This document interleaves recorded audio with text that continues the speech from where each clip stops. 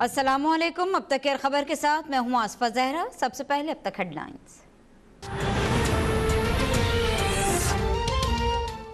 साबिक अमीर जमात इस्लामी मुनव्वर हसन इंतकाल कर गए। मुनव्वर हसन अलालत के बायस तवील अरसे से जेर इलाज थे। मुनव्वर हसन ने 1968 में जमात इस्लामी में शमूलियत इख्तियार की। 2009 से 2014 तक अमीर जमात इस्लामी के तौर पर फराइज सरअंजाम देते रहे। सदर, वजीर आजम, कायदे हिज़्ब इख्तिलाफ, चेयरमैन PPP बिलावल भुट्टो जरदारी और दीगर रहनुमाओं का मुनव्वर हसन के अहले खाना से ज़ाहिर ताज़ियत मरहूम को खराजे अकीदत पेश किया गया।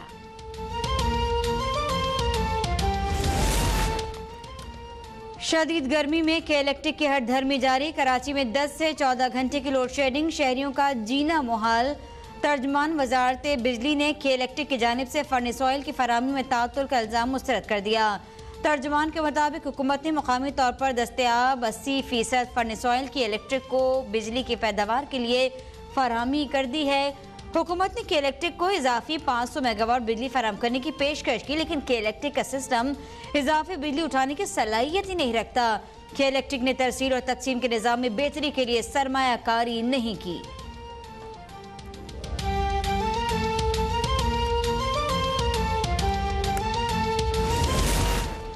कोरोना वायरस से मजीद 59 अफराद चल बसे। 2775 नए केसेस सामने आ गए। अमवात की तादाद 3009। वजीर रेलवे शेख रशीद अहमद कोरोना को शिकस्त देने के बाद अस्पताल से घर मुंतकिल।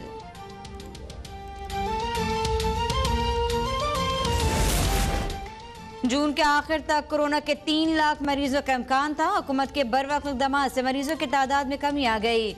वफाकी वजीर असद उमर कहते हैं कि हुकूमत ने मास्क की पाबंदी, स्मार्ट लॉकडाउन और SOPs की खिलाफ वर्जी पर कार्रवाइयाँ की, जिसके अच्छे नताइज सामने आए, लेकिन खतरा अभी टला नहीं।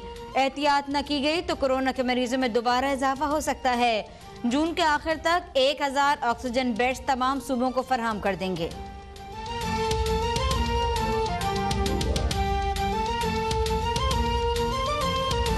ज़हनी अज़ियत का सामना है।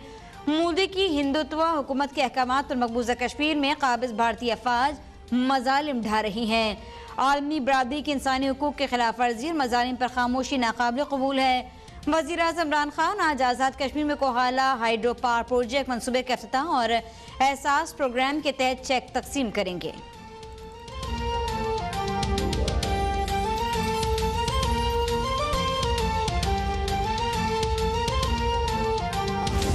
कंपनी की जानिब से कीमतों में इजाफे से मुतालिक केस की समाअत।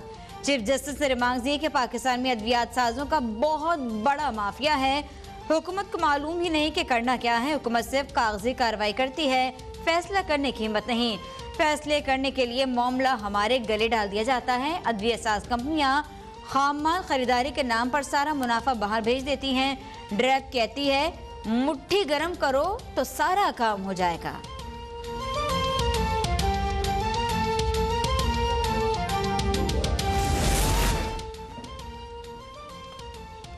इस्लामाबाद हाईकोर्ट ने ज़ख़ीरा अंदोज़ी में मुलव्विस ऑयल कंपनीज के खिलाफ कार्रवाई से मुतालिक दरख्वास्त मुस्तरद कर दी। ऑयल कंपनीज की जानिब से कार्रवाई रोकने की सदा की गई।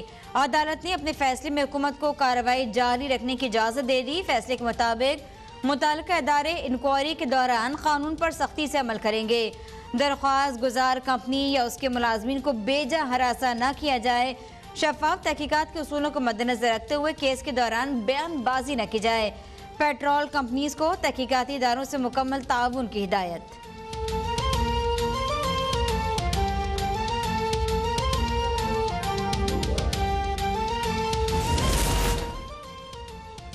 चेयरमैन पीपल्स पार्टी बिलावल भुट्टो जरदारी को अपोजिशन लीडर शहबाज टेलीफोनिक राब्ता दोनों रहनुमाओं का बजट को मुकम्मल तौर पर मुस्तरद करने और अगले हफ्ते ऑल पार्टीज कॉन्फ्रेंस बुलाने पर इत्तेफाक।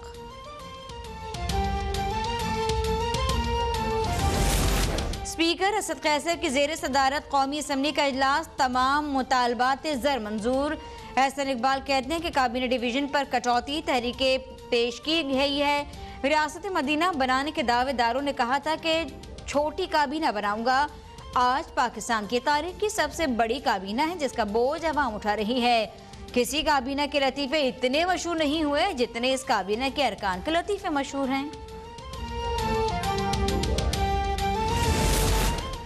गैर कानूनी प्लॉट्स केस एहतसाब अदालत लाहौर में साबिक वजीर आजम नवाज शरीफ के खिलाफ एक और रेफरेंस दायर। 2 जिल्दों पर मुश्तमिल रेफरेंस में नवाज शरीफ, मीर शकील रहमान, साबिक DG LDA हुमायूं फैज और मियां बशीर अहमद को नामजद किया गया।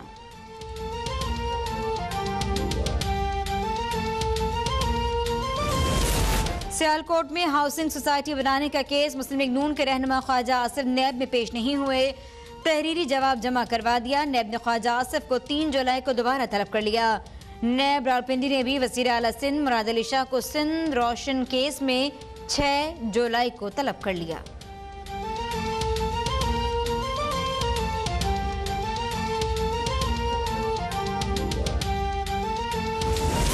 पाकलैंड रेफरेंस में साबिक सदर आसिफ अली जरदारी और दीगर मुलजमान पर राज फर्द जुर्म आयद न हो सके।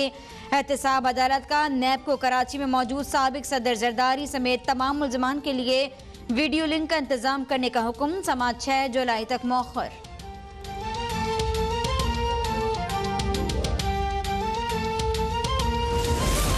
Narowal sports city case. NAB ने हसन इकबाल के खिलाफ रेफरेंस जमा करवाने के लिए फिर मोहलत मांग ली।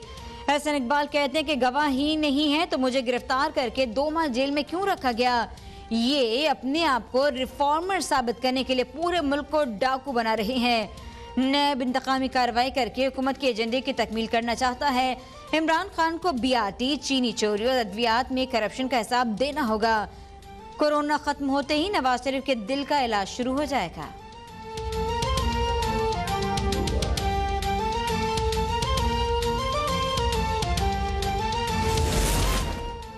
रुकन कौमी असम्बली डॉक्टर इबाद का करोड़ों रुपए की रिकवरी में रुकावटें न डालने का झूठ बेनकाब।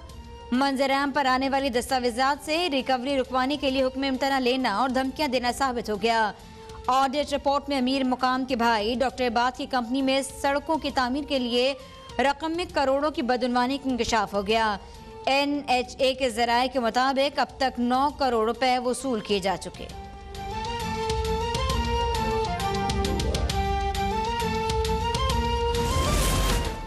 वज़ीर आला पंजाब से फोटो जर्नलिस्ट एसोसिएशन के वफ़द की मुलाकात। उस्मान बुज़दार के वफ़द को मसाइल हल करने की यकीन दहानी। कहते हैं साबिक दौर में रोकी जाने वाली ग्रांट बहाल करने के लिए इक़दाम किए जाएंगे। साबिक दौर में ज़ाती पसंद नापसंद की पॉलिसी ने मुल्क का नुकसान कर दिया। साबिक हुक्मरानों ने ऐसे मंसूबे शुरू किए जिसका खमियाजा कौम को भुगतना होगा। माजी के दौर में सरकारी वसाइल को ज़ाती माल समझकर खर्च किया गया। सरकारी वसाइल को ईमानदारी से खर्च कर रहे हैं।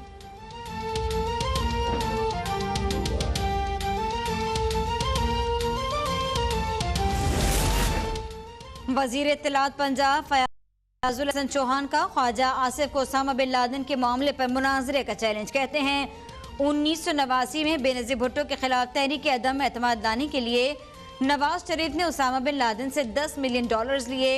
आदत से मजबूर होकर नवाज शरीफ ने $10 मिलियन अपनी जेब में डाल लिए। ख्वाजा आसिफ इमरान खान पर तनकीद करने से पहले नवाज शरीफ के गिरेबान में झांकें। मैं नवाज शरीफ को ओसामा बिन लादेन का पैरोकार साबित न कर सका तो सियासत छोड़ दूंगा, वरना ख्वाजा आसिफ असेंबली में रंगबाजी करना छोड़कर अल-फलाह थिएटर में जुगतबाजी शुरू कर दें। सिंध असेंबली फिरदौस शमीम नकवी इस वक्त सिंध असेंबली में इज़हार ख्याल कर रहे हैं। वो कब अचीव होगा वो बता दें। और NHCVDP पे आगे भी अगर मौका मिला तो बात करूंगा।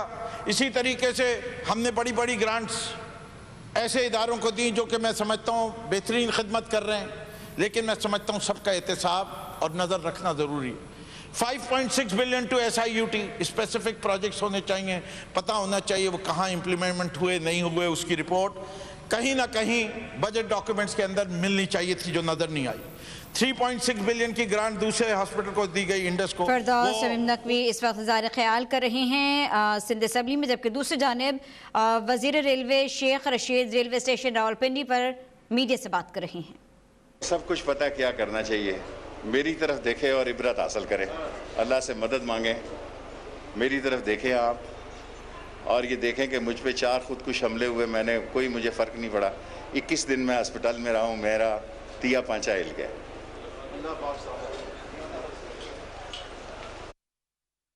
गुफ्तगू कर रहे थे रेलवे मुलाजमीन और मीडिया से। और इस वक्त आपको एक मरतबा फिर से ले चलेंगे सिंध असम्बली, जहां इजलास जारी है।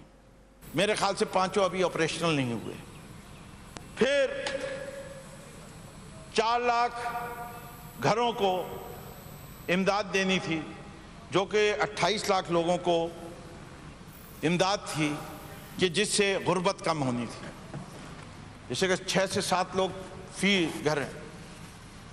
और एक बात जो आज MQM और हम लोग सब सरापे एहतजाज हैं, कराची दूध देती हुई गाय,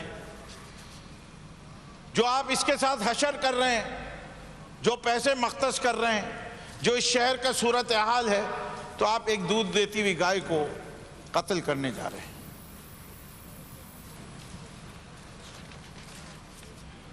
फिर बहुत सारी ऐसी ऐसी चीजें नजर आती हैं जिसको हमें वहां कभी नहीं नजर आई जब हम गए। एक चीज है RUTF। मेरे ख्याल से इधर भी कोई नहीं बता सकेगा RUTF क्या है। बड़ी मुश्किल से ढूंढा RUTF क्या है। Ready to use therapeutic food.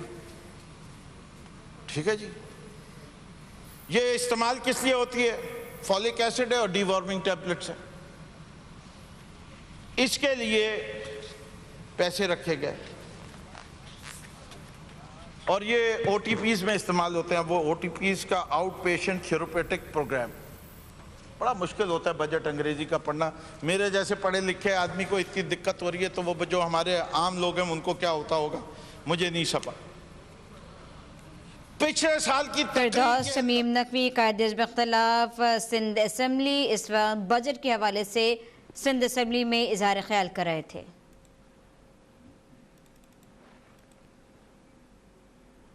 आगे बढ़ते हैं, आपको बताएं कि साबिक अमीर जमात इस्लामी मुनव्वर हसन की नमाज जनाजा कल बाद नमाज ज़ोहर ईदगाह ग्राउंड नासाबाद में अदा की जाएगी। तर्जमान जमात इस्लामी कराची के मुताबिक मरहूम मुनव्वर हसन की तदफीन सखी हसन कब्रिस्तान में की जाएगी। अहम अपडेट है, आपको बताएं कि मरहूम मुनव्वर हसन की नमाज जनाजा ईदगाह ग्राउंड नासाबाद में अदा की जाएगी, जबकि मुनव्वर हसन की तदफीन सखी हसन कब्रिस्तान में होगी। तर्जमान जमात इस्लामी की जानिब से बताया गया है कि ईदगाह ग्राउंड में कल उनकी तदफीन होगी।